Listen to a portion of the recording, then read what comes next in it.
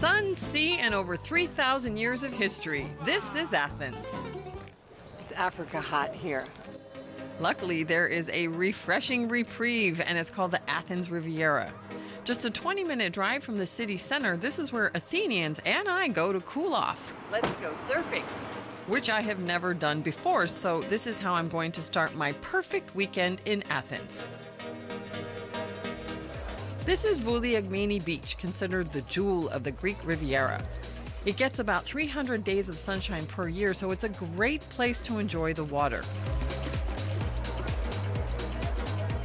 Konstantinos Oikonomidis works here as a windsurfing instructor and prepares the board for my first lesson.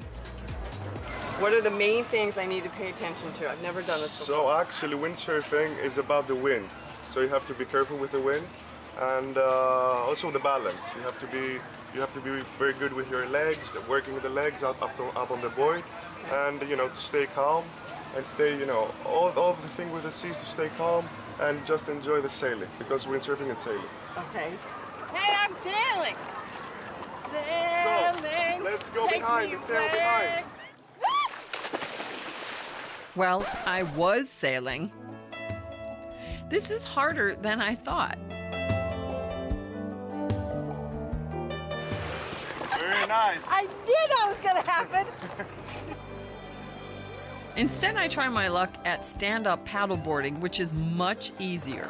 This is a great way to beat the heat. So for my activity tip, I recommend heading to the so-called Athens Riviera and perhaps taking a surf lesson or two, or even stand-up paddleboarding.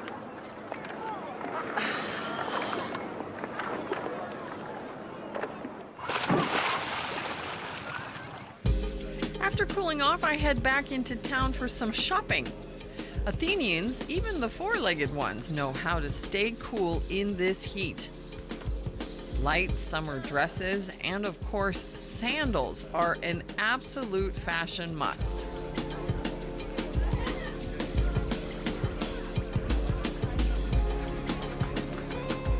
Athens' most famous sandal maker is Pantelis Melissinos. He runs the shop his grandfather started in 1920. All the sandals are handmade. The Greek sandal, we can see it up on the Acropolis and examples of statues around here. The Greek sandal has lasted through millennia. Fashion comes and goes, but the Greek sandal remains. Why is that? As long as we have feet, the Greek sandal is going to Yeah, but how did this how did this development happen? I mean, no other shoe, I would say, arguably, I don't know, has lasted and has been talked about more than the Greek sandal. I think it's also, when my father sort of reinvented the ancient Greek sandal, it was a good timing. It was, the hippie generation. Mm-hmm. And it was like Onassis coming here with his celebrity friends like Maria Callas, Elizabeth Taylor, all these people. And like Sophia Loren was one of the early visitors of our shop. And then, of course, the Beatles. The Beatles as well? The Beatles, yeah, they came 2 times, John Lennon. Oh, yeah? And you met John? No. Oh, I was too young at the time. Okay. My father was there. Wow. And so I think this sort of, it represents something that's like carefree, like gone with the wind. After talking so much about them, it's my turn to try on the Jackie O sandal, which fits like Cinderella's slipper. Pantelis adjusts every sandal to the customer's foot, paying close attention to detail. Yeah.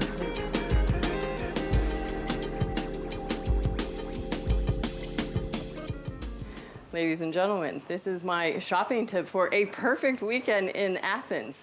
If you're looking for a great Greek souvenir, then I recommend a classic Greek sandal.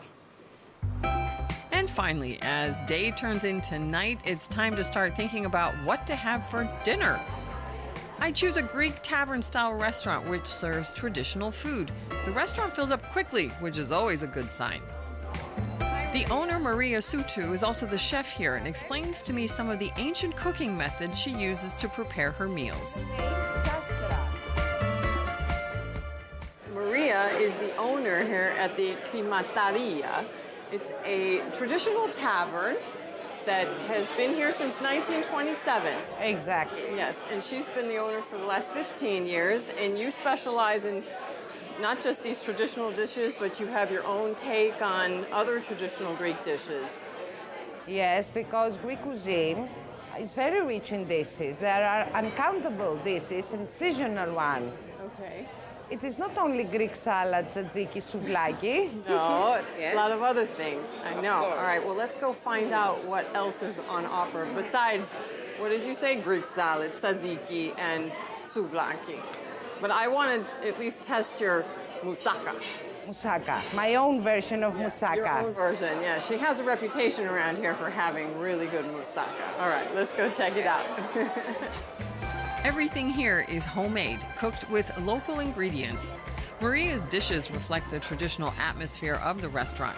She always uses fresh produce and is always proud of the final result. Megan, you have to taste my own version of moussaka. Okay, what's different about your version? First of all, it's without bechamel cream. Bechamel cream is a French product, so I prefer the traditional way with cheese. Okay. And it is more rich in vegetables. So it's not as fattening because it doesn't have bechamel, or is it? Yes, it's fatty because we have the cheese. Okay, all right, well, let's try it. Fattening or not, it looks very tasty, so I'm anxious to give it a try. Ground beef, cheese, mint, eggplant, and lots of spices make for a delicious moussaka. Lamb, the Greek national dish, is also a must. We always cook with love and we offer the food with And I love. feel the love. Open your mouth.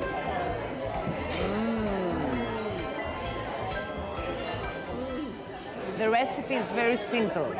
I'll tell you the details, and when you go back, I'm sure that you will cook that. Okay. Promise. The thing that Maria doesn't realize is that I don't cook. But I promise to make this dish. I promise. Yamas, yamas. Traditional Greek cuisine is my culinary tip for a perfect weekend in Athens. My second day here is all about the Acropolis. Perched high above Athens, it's over 3,000 years old and visible from almost every angle. Day 2 of my perfect weekend in Athens begins dedicated to this monumental structure and its history. The Acropolis Museum opened in 2009 and holds many treasures from ancient Greece. It's designed so you keep the actual Acropolis in view, but mind the rules.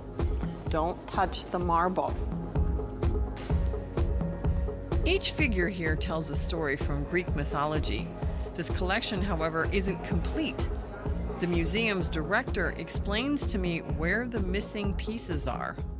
So here we are in the Acropolis Museum, right in front of the actual Acropolis. I'm with the professor and director of this museum, Dimitris Pantaramalis. Professor, tell me one thing. Why should I come here when that's right there? You are right. This is the real thing. Yeah. And what we have inside is, again, the real thing. Okay. I mean, on the top of the Acropolis rock, you can see the architecture, the original architecture. Mm-hmm. And here you can watch the original sculpture. Okay. Of course, it is a problem with the sculpture because half of the total is in the British Museum. Okay. But it is enough here to estimate the quality of the sculpture and to understand why the sculpture is so important. Professor Pandarmalis tells me that the dispute with the British Museum to get the remaining pieces returned has been ongoing for years. While he explains to me the history of this sculpture, I notice that he does something which no one else is allowed to do. You touched the sculpture. We're not allowed to touch it. My cameraman got in big trouble for touching one of the sculptures. I have the right to do that. The museum is built on an ancient Athenian neighborhood dating back to the 4th century BC. A penny for good luck in the 3,000-year-old well.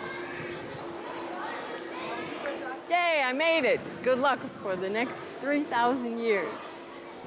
Next up, I take the opportunity to visit the Acropolis itself. From this spot, I have a great view of the city, an ancient marketplace, and the temple of Hephaestus. And this is my culture tip, a visit to the Acropolis Museum, as well as a visit to the real thing. Later in the evening, I want to enjoy the view of the Acropolis again, so I head to the Electra Metropolis Hotel. Here you can get the best views of the Parthenon.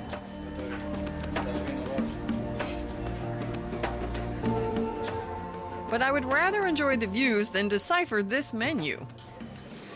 It's all Greek to me. You make a recommendation. Wow, what is this? It's called God's gift God's gift? Why is it called God's gift? because it's a gift from the gods. Well, that makes sense. And with God's gift in hand, I look out over another gift to the gods.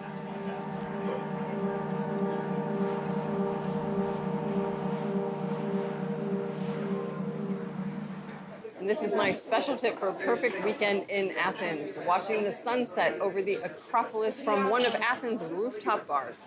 And this wraps up my tour of the city, but join me again as I explore more exciting European destinations, and until then, it's happy travels.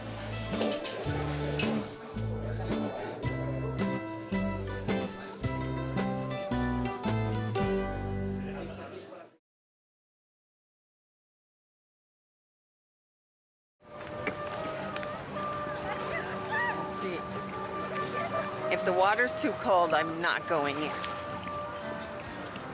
Uh-oh, it's very slippery. It's too slippery. Okay, well, I don't know if the water's cold or not.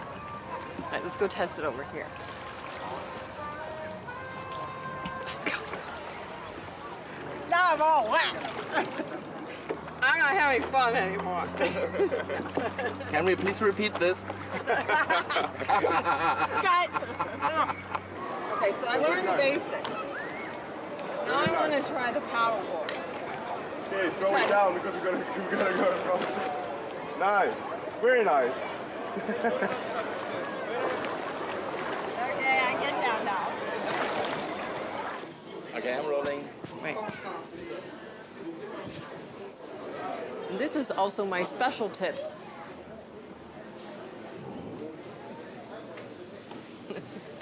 Okay. We're at the Metropolis, and that's the Acropolis. Yeah, okay. All right, now. Hello. Don't touch the marble. Hello. They fly. Fast? Yeah, fast. Okay. Day 2 of my perfect weekend in Athens is dope.